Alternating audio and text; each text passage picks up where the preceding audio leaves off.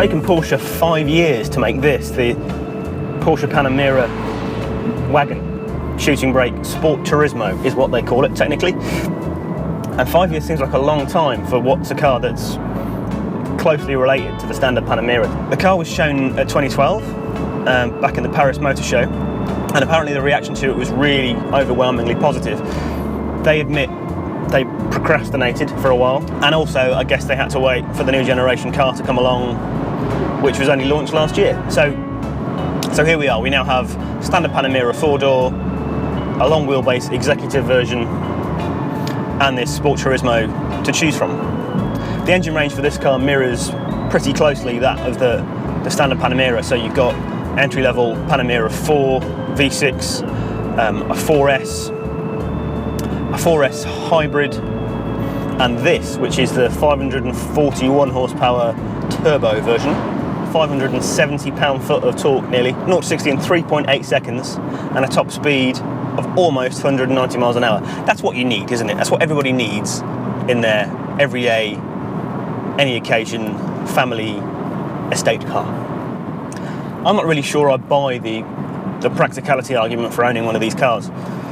It goes something like this. So you get an extra 50 litres of boot space over the standard car.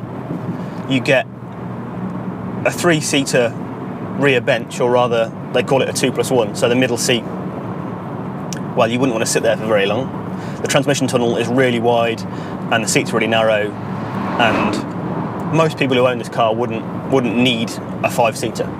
And that extra boot space, it's really only 50 litres, which is really only one extra big suitcase. So it's not like the standard Panamera's an impractical car. That's got a perfectly big boot. It's a hatchback, so it's nice and accessible. If you need a practical car, you buy an E-Class estate, don't you? I think what this car really does is it finally gives the Panamera a bit of an identity of its own from a design perspective. It sort of gives you permission to want one, because the standard car's always had that slightly funny styling about it. It's always had that kind of weird, overgrown 4-door 911 look about it. And while the new one softened the look quite a lot and made it a bit more acceptable, it never really made the car desirable. Certainly not as desirable to look at as it deserves to be, because to drive, the thing's really, really good. Technically, there isn't much that separates this from the standard Panamera. The car's wheelbase is the same, it's no longer.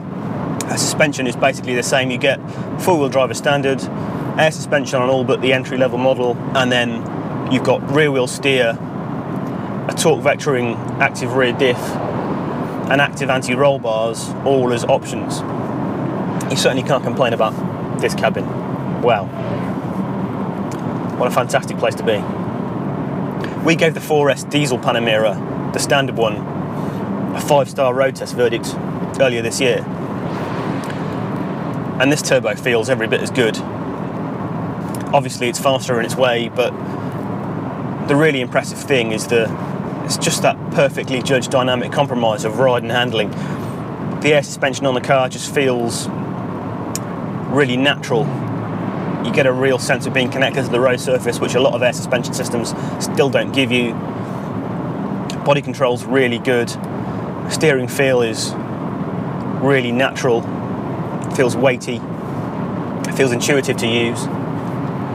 And all the time you've got a fantastic 540 horsepower V8 engine and an 8-speed gearbox and 4-wheel drive, which obviously makes it quite fast.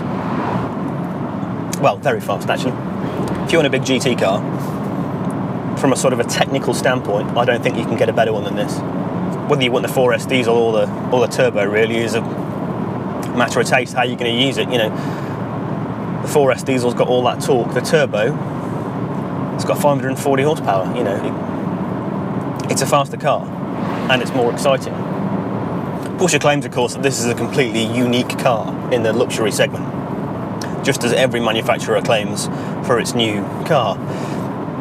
I'm not entirely sure that's true, but there is no doubt that this is just now the default Panamera, as far as I'm concerned. This is the one you'd have. It looks better than the standard car, it's more usable.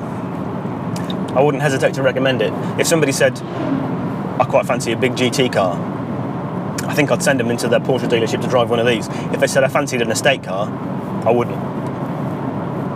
This clearly isn't as practical as a lot of big cars, and the fact that it's got an estate car conversion doesn't really make a great deal of difference to that, but it's an even better GT car than it ever was, that's for certain. I think the point is, this is a really desirable car now. Finally, it looks as good as it drives, and it's okay to want one.